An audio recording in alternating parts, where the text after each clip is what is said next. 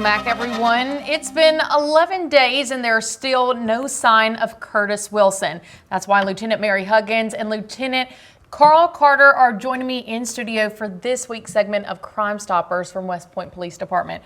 Thank you both for stopping by this morning. Thank you so much for having us. So let's talk a little bit about the investigation into Mr. Curtis Wilson. Like I said, he's been gone for 11 days. Can we talk about the last time that he was seen in West Point? Yes, ma'am. His wife, Janice Brooks, she came in on the 14th of November.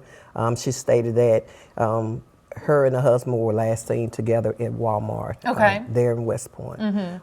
They had a heated argument there in West Point there at the store.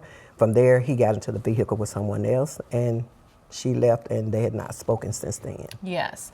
And Mr. Carl, I want to talk about specifically too with this situation, you know, when it comes to missing people cases, I know that a lot of questions happen when someone is an adult, because as an adult, you can make those decisions to do your own thing. When does it come a point where we can classify, okay, there may be something wrong here, we need to file this missing persons report? There is a perception that you have to wait 24 hours to report an adult, but there isn't a time frame on that.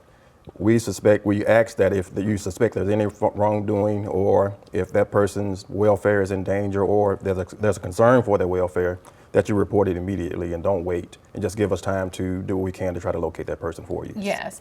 And when it comes to looking for a missing person, I feel like there's definitely various avenues you go by. It's not just driving on the street. We can also follow those social media tags, per se, if that's a chance. Yes, ma'am. And with our department, Facebook is one of our best assets that we have.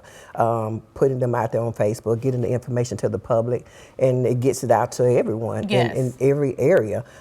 Just the most important thing about it is, you know, regardless of the age, a lot of times we focus a lot on the youth. When the youth come up missing, we quickly get it out there. Sometimes adults, sometimes they may have just left home and just didn't want to be bothered with anybody.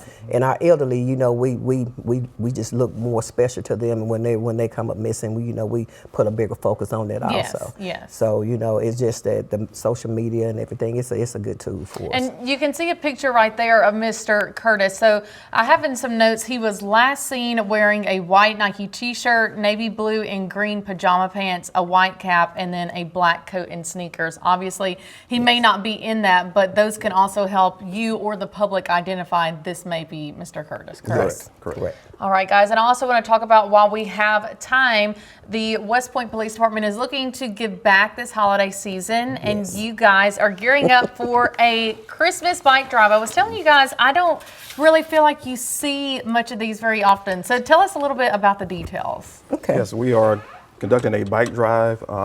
The bike drive is going to be conducted on December 19th. Okay. The cutoff for the giveaway the donations for the bikes is going to be December 15th. Yes. So if you are an individual or a business owner within the area that would like to donate a bicycle to the West Point Police Department for our community, we ask that you bring the bicycle to the department before the 15th. But we will take it on the 18th if you bring it. If you bring it before the day, we will take it at any time prior to that. So.